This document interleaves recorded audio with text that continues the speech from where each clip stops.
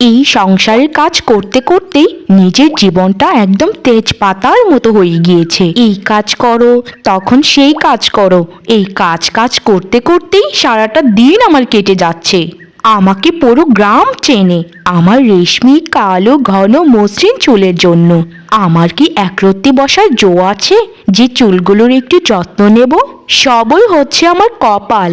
বাবাকে বলেছিলাম যে একটা ধনী পরিবারে আমাকে বিয়ে দিতে, কিন্তু না, তারা আমাকে একটা গরিব পরিবারে বিয়ে দিল। ঘরে আছে এক কচুটে শাশুড়ি, সারাটা দিন আমাকে দিয়ে এই কাজ করায় তো সেই কাজ করায়। আর ভালো লাগছে না এসব। কি যে আমি করব? আজকের কাজ এই পর্যন্তই থাকবে। এই থালা বাসনগুলো মেজে আমি আজ সারা দিন আমার চুলের যত্ন নেব। কে কি বলল সেটা আমার দেখার বিষয় নয়। ভাগ্যিস পুকুরে এসে থালা বাসন মাজতে হতো, না হলে তো নিজের সাথে কথা বলারও সময় নেই আমার। আজকে উনি বাড়িতে আসুক, যেভাবেই হোক আজকে আমি বলবো যে আমাকে বাবার বাড়ি দিয়ে আসতে। আমার চুলের না যত্ন নিলেও চুলগুলো কত সুন্দর। আমার নাম যেমন রেশমি, আমার চুলগুলো তেমন রেশমি। এত সুন্দর চুল থাকলেই বাকি এই ঘরে তো আমার কেউই কোনো প্রশংসা করে না কোনোদিন। সবই হচ্ছে আমার কপাল। সেরকম যদি আমি শ্বশুরবাড়ি পেতাম তাহলে তারা আমাকে মাথায় তুলে রাখতো। সকালে থালা বাসন ধোয়ার জন্য কোমরটা অনেক ম্যাজম্যাজ করছে। যাই একটু শুয়ে থাকি। আমি আর কোনো রান্না বাড়া করতে পারবো না। আমার শাশুড়ি আর স্বামীর যদি খিদে পায় তারা নিজেরাই রান্না করে খাক। এখন থেকে শুধু আমি আমার চুলের যত্ন করব, আর কারো কোনো কাজ আমি করব না। এই চুলগুলি সুন্দর থাকলেও আমার মনটা অনেক ভালো থাকবে। কতটা বেলা হয়ে গেল, কিন্তু বৌমা তো এখনো চুলায় আগুনই ধরায়নি। সারাদিন পড়ে থাকে দুটো চুল নিয়ে। এই চুল তো আমাদেরও ছিল, যখন আমি কম বয়সী ছিলাম তখন তো আমারও কম চুল ছিল না। আমরা তো আর এমনটা করিনি। আমরা কাজও করেছি, আবার চুলেরও যত্ন নিয়েছি। এখন তো বুড়ি হয়ে গিয়েছি, তাই সেরকম আর চুল নেই। চোখে কম দেখি বলে রান্নাটাও তো করতে পারছি না আমি। রান্নায় গেলে তো চালের জায়গায় ডাল দিয়ে বসে থাকবো। কিছুক্ষণ পর তো ছেলেটা আসবে খাবার খেতে, তখন তাকে কি আমি খেতে দেব? ডাক দেই বৌমাকে, দেখি বৌমা এখন কি করছে। বৌমা, ও বৌমা, কি করছোটা কি তুমি শুনি? সকাল থেকে যে এখনো চুলায় আগুন ধরেনি। চোখটা একটু লেগে গিয়েছিল, সেটা আবার বুড়ি সহ্য হচ্ছে না।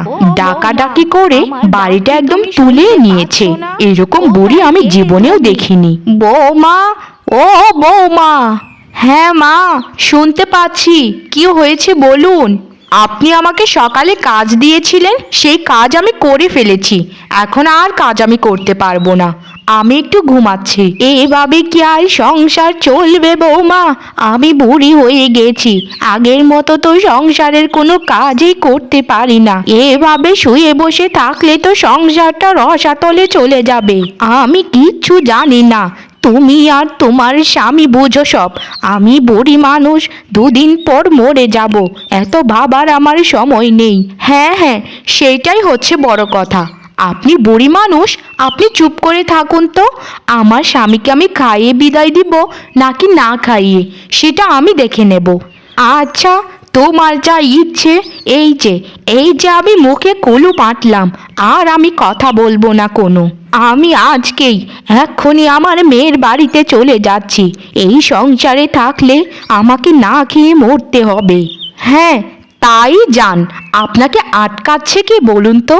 আমাকে আর একটাও কথা বলাবেন না।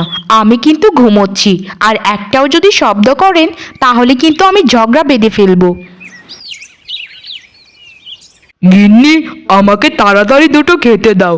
আমাকে শহরে যেতে হবে, আমার হাতে আর বেশি সময় নেই। কিন্তু আমি তো কিছুই রান্না করিনি। তুমি এক কাজ করো, শহরে যাওয়ার পথে কোনো হোটেল দেখলে সেখানে কিছু খেয়ে নিও। সকাল থেকে শরীরটা জ্বর অনুভূত হচ্ছে, তাই একটু ঘুমোচ্ছিলাম। রান্নাঘর পর্যন্ত যে যাব সেই শক্তিটাও আমার শরীরে ছিল না। মাত্রই ঘুম থেকে উঠলাম। কি বলছো এসব তুমি গিন্নি? যখনই বাড়িতে আসি তখনই তোমার শরীর খারাপ থাকে। তোমাকে বিয়ে করে আনার পর মাত্র 2-3 বার তোমার হাতের খাবার খেয়েছি। আমার সাথে একটু মুখটা সামলিয়ে কথা বলতে পারো না? এই পাড়ার অন্য কারো বউয়ের যদি আমার মতো এরকম কালো লম্বা ঘন রেশমি চুল থাকতো তাহলে তারা আমাকে কোনো কাজই করাতো না, কিন্তু তোমার কাছে বিয়ে হয়ে আমার জীবনটাই শেষ হয়ে গিয়েছে। মা আমাকে সবকিছুই বলে, তুমি সারাদিনই শুয়ে বসে থাকো, কাজের বেলা যত সব ফাঁকিবাজি, তোমাকে বিয়ে করে এনেও আমার ভুল হয়েছে। না পারো ভালো ব্যবহার করতে, না পারো দুটো কাজ করতে।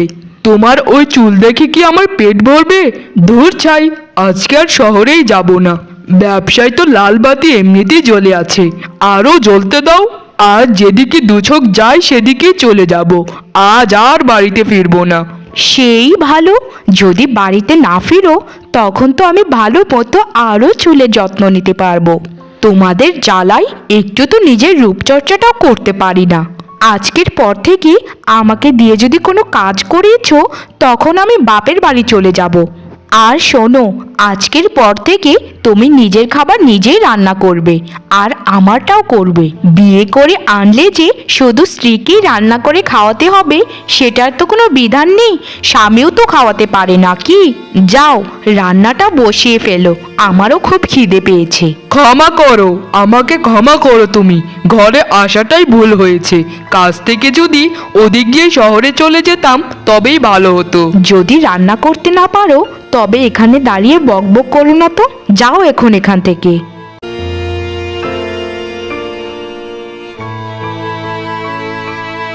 বিয়ে হবার পর থেকে কিছু তো সেরকম এনেই দেয়নি, আবার বড় বড় কথা বলতে আসে। শাশুড়ি মা আর তার ছেলে ঠিক একই রকম, সারা দিনেই চায় তাদের কাজগুলি শুধু করতে।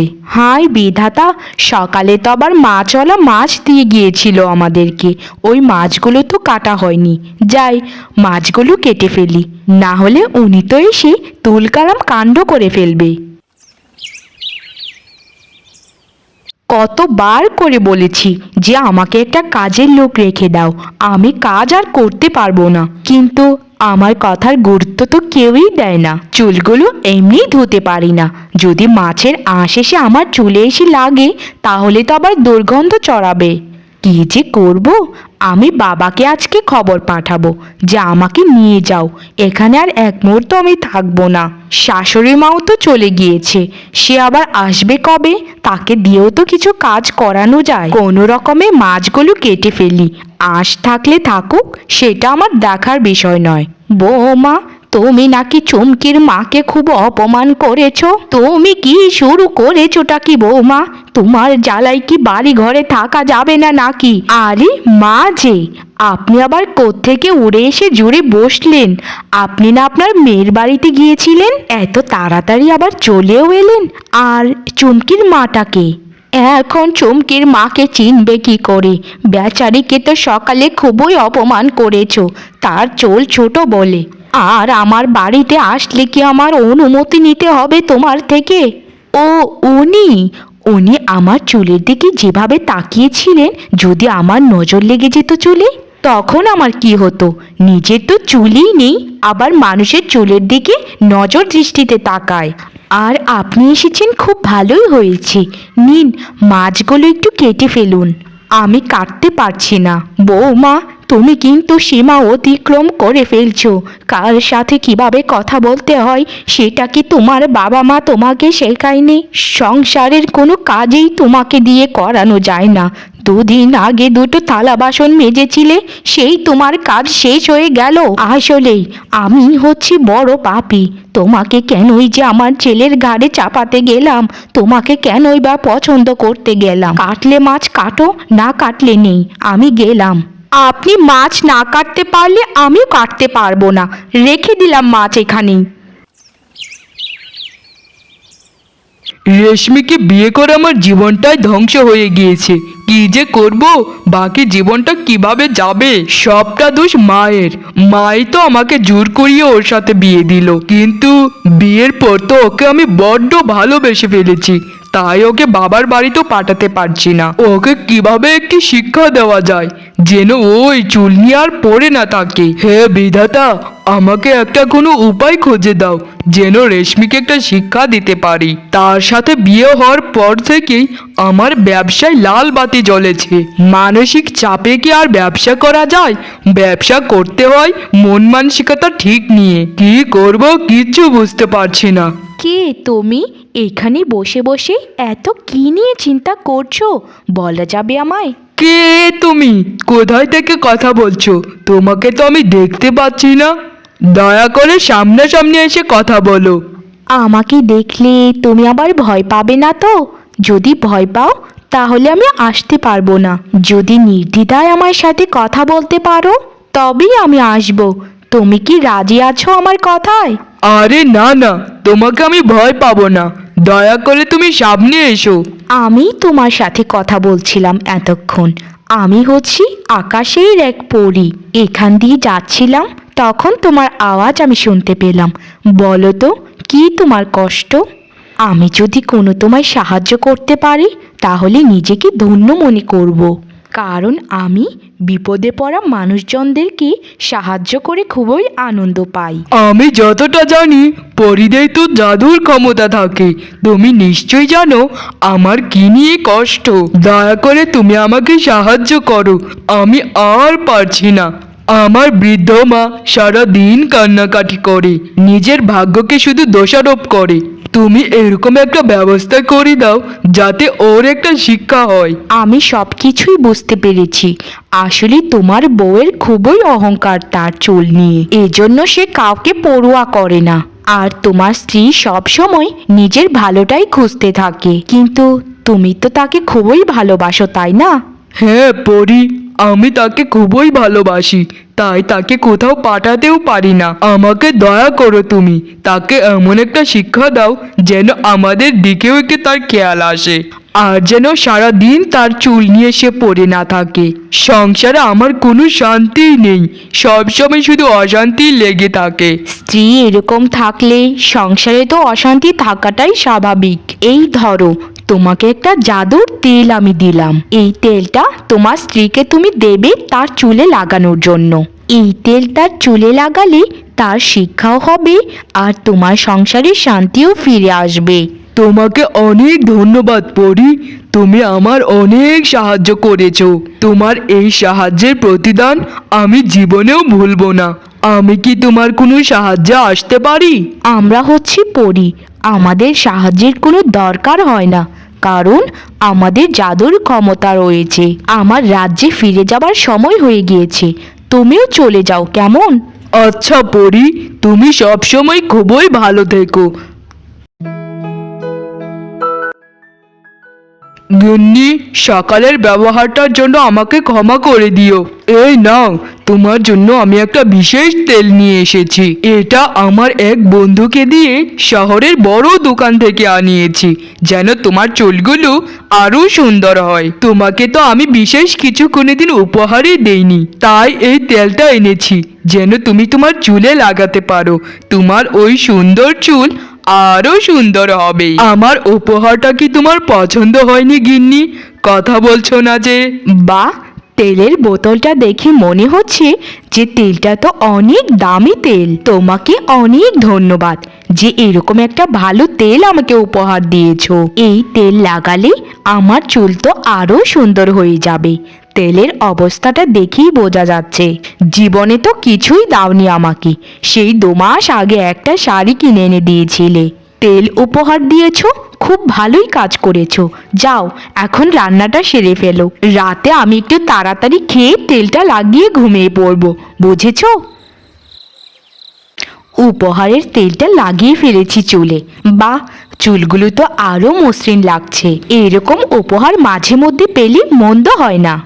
আমার জীবনে সব থেকে গুরুত্বপূর্ণ কিছু থাকলে সেটা হচ্ছে আমার চুল। যাই, রাতের খাবারটা খেয়ে আসি, দেখি আমার স্বামী কেমন খাবার রান্না করতে পারে। এখন থেকে আমার স্বামী আর শাশুড়িকে দিয়ে আমার সকল কাজকর্ম করাবো। কিন্তু সকালটা শুরু হয় রেশমির অন্যরকম ভাবে। সকালে উঠে দেখে তার মাথাতে একটাও চুল নেই। এ মা, আমার মাথায় চুল কোথায়? আমার মাথার চুলের কি হলো? আমার চুলগুলো উধাও কি করে হয়ে গেল? আমার এত সাদের চুল। বাহ বাহ পরি, তুমি খুবই ভালো একটা শিক্ষা দিয়েছো।